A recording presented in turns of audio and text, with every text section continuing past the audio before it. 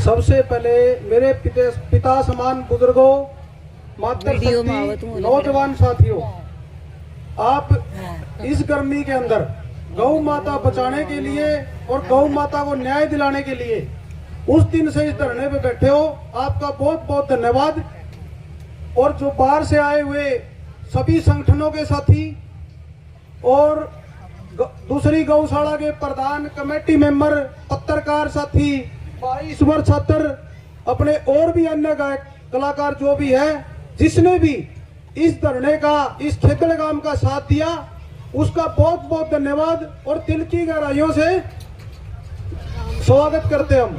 आप लोगों को भी कभी जरूरत पड़ेगी, ये खेतड़ गांव आपके लिए एक फोन कॉल पे तैयार मिलेगा।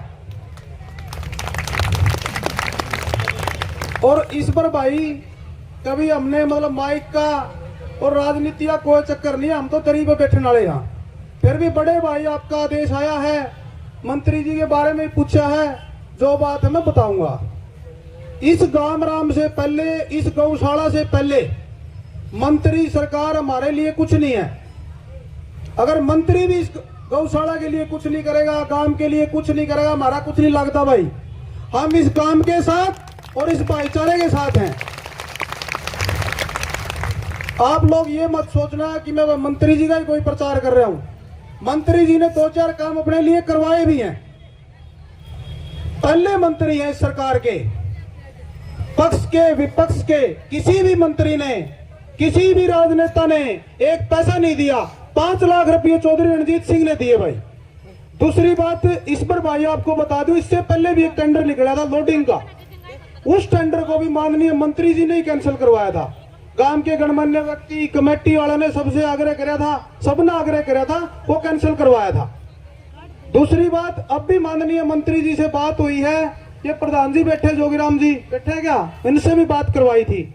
मंत्री जी ने ये कहा कि ये सेंटर के आदेश हैं, फिर भी मेरी जो होगी, मैं गौशाला की मशीन नहीं हटने दूंगा। मेरे से जितना होगा गौशाला की आप लोगों की मशीन चलेगी, इसका टेंडर हो या ना हो। और पूरा आश्वासन दिया भाइयों। देखो, हमने धरने से बहुत कुछ सीखा है। पीछे किसान आंदोलन का भी अपना काफी 1-1.5 साल धरना चला था, उससे हमने सीखा कि हम सरकार को झुका सकते हैं। आप इसी मजबूती के साथ बैठे रहो, कोई सरकार, कोई भी शासन प्रशासन हमारा कुछ नहीं बिगाड़ सकता। हमारी मशीन ऐसे ही चलेंगी।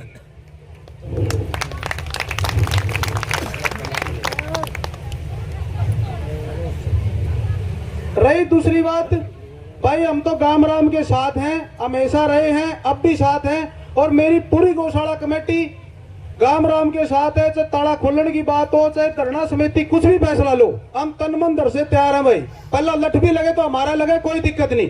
केस लगे तो हमारे लगा, कोई दिक्कत नहीं। किसी नौजवान को, नौकरी लगने वाले को हमने नौकरी नहीं लगना, वहां ना जाए, हम जावांगे भाई। केस लगेगा तो हमारा लग जाएगा। और इस पर भाई मैं आपको बता दूं, मेरा ट्रांसपोर्ट का भी काम है। जो धरना जिस गेट पर लग रहा है, यहाँ भी मेरी गाड़ियां चलती हैं। अब भी मेरी 2 गाड़ियां अंदर है। मैंने एक दिन भी ये निकाल के गाड़ियां निकाली जाए ना निकाली जाए भाई, गौशाला से पहले हमने कुछ भी नहीं है। 30-30 हजार रुपए का पर डे नुकसान है यहाँ से।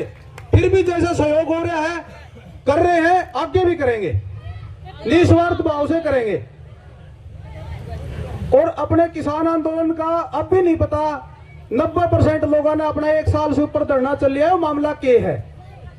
तो इस मामले का भी नहीं पता वो मामला क्या है, क्यों टेंडर निकला, क्या कहानी है। आपका 5 मिनट का समय लूंगा, मैं थोड़ा सा इसके बारे में बता दूं, क्यों मैं इस काम से जुड़ा हुआ हूं, थोड़ी मोटी जानकारी है मैंने। ये जो अपने पूरे हरियाणा में 5 थर्मल प्लांट है साथियों। 2 थर्मल प्लांट है झाड़ली में, झज्जर में। एक है एनटीपीसी प्लांट जो केंद्र सरकार का प्लांट है, दूसरा प्लांट है चाइनीज प्राइवेट प्लांट है। 3 प्लांट हमारे हरियाणा सरकार के हैं, एचपीजीसीएल के, खेतड़, यमुनानगर और पानीपत। जो ये पोंडास है, उसको पोंडास बोलते हैं। जो ये पोंडास है, सरकार के लिए सबसे बड़ी सरदर्दी थी, इसको कोई नहीं उठाता था। और थर्मल चलाने के लिए वहां जगह चाहिए, इसलिए इसको एक बार कोई नहीं उठाता था। ऊंचा भी उठा चुके हैं, आप सबको पता है। 30 फुट गहरा था, 30 फुट और ऊपर ऊंचा उठा दिया हो, फिर भी फुल भर गया। तो सरकार के करने लगी, तो भाई जो NHI पे जाया करता माल, तो वह मिट्टी की भी कटाई नहीं हुआ है, तो आप इसने NHI पे है जो हाईवे बने, पुल बने, आप उसको भेजा, उस पे उसकी भर्ती करा, लेकिन उसकी जो ट्रांसपोर्टेशन का खर्चा था, जो उस पे ले जाने का खर्चा लगता था, वो थर्मल प्लांट देता था। फिर उसके बाद इसको थोड़ा थोड़ा सीमेंट फैक्ट्रियां यूज करने लगी, फिर वो गांव का को चेजी लगानी है, वो भाई ब्रिक्स प्लांट वाले इसको यूज करने लगे। अब सबसे पहले ये ऑक्शन NTPC प्लांट, जो सेंटर का प्लांट है, उसने निकाली थी जाडली जज्जर के अंदर। उसकी यह सारी राख 165 रुपये पर टन के हिसाब से बिक गई, सरकार को करोड़ों रुपया का फायदा हुआ। तो इसलिए केंद्र सरकार ने हर राज्य में एक लेटर जारी कर दिया। राज्य का काम होता है सेंटर के जो रूल है उसको फॉलो करना। भाई तुम भी इसकी ऑक्शन करो और इसमें बेचो। सरकार के लिए पहले कचरा था, ईब इसमें रुपया आने लगे, तो सरकार ने बेचने का फैसला लिया अपने। और जो जज्जर में दूसरा प्लांट है चाइनीज प्लांट, उसमें सौदा नहीं है, उसमें सिर्फ यो है, वो है नहीं। 3 प्लांट बच गए अपने हरियाणा सरकार के, उसने तीनों ने राख बेचने के लिए ऑक्शन निकाली। पहले ही ऑक्शन में जो पानीपत थर्मल है उसकी राख 300 करोड़ रुपया ही बिक गई भाई, और 500 करोड़ रुपए का उसका दिल्ली से जम्मू कटरा नेशनल हाईवे बनने लग रहा है, 6 लाइन, उस पे जानी थी उसकी। 500 करोड़ रुपये उसने जो थोड़ी देर पहले भी बताया था, जो ट्रांसपोर्टेशन चार्जेस थे, जो ले जाने के रुपये तो देने थे, 500 करोड़ वो बच गए, 300 करोड़ की राख बिक गई, 800 करोड़ रुपया का फायदा हो गया। अपने भी फिर 2 ऑक्शन हुई, 3 हुई, अपना नहीं बिका, अपनी लोडिंग भी चालू थी। फिर तो सरकार ने एक फैसला लिया, अगर ये नहीं बिकता तो आप बंद कर दो, लोडिंग बंद कर दो, उसके बाद बिकेगा। यमुनानगर थर्मल और खेदड़ थर्मल की लोडिंग थी, वो बंद कर दी सरकार ने। और सरकार ने निर्णय लिया 3 बार ऑक्शन और निकालो बंद करने के बाद, 2 बार ऑक्शन। अब क्या है, सरकार का सिस्टम तो यही है भाई, इसको तो पैसे चाहिए। और कोई भी प्लांट गौशाला अटैच नहीं है किसी की, कोई भी प्लांट की गौशाला अटैच नहीं है जो अपनी है। और अपना तो अभी ये दिक्कत आ गई भाई, अपनी तो गौशाला ही इसी के सहारे से चल रही है। तो गौशाला समिति से, धरना समिति से भी मेरी तो अपील है भाई, अगर सरकार आराम से माने तो ठीक है, नहीं सारी जितने बैठे हैं, पूरा गांव राम गुआंड खाप पंचायतें सब आपके साथ हैं, आप कठोर निर्णय लो और इस गौशाला को बचाओ। सरकार के लिए कुछ भी मुश्किल नहीं है। और एक बात और बता दूं आपको, राख का जो पैसा, चाहे ये पैसा हो चाहे वो पैसा हो, सरकार कहीं नहीं लगा सकती, सिर्फ CSR के तहत सामाजिक कार्यों में लगाना होता है उसको। और ये पैसा कुछ अपने गांव में अब लगने भी लग रहा है, 70-80 लाख रुपए स्कूल में लगने भी लग रहा है थर्मल प्लांट की तरफ से। तो ये बात है, इसमें किसी का नहीं है। मंत्री जी से परसों भी बात हुई थी, मंत्री जी ने तो यही कहा भाई ये सेंटर की गाइडलाइन है, और आप लोग मुख्यमंत्री जी से भी मिल चुके हो। अब मामला मुख्यमंत्री लेवल का, हमारे से जो होगा हम सहयोग करेंगे और आप लोगों के साथ है।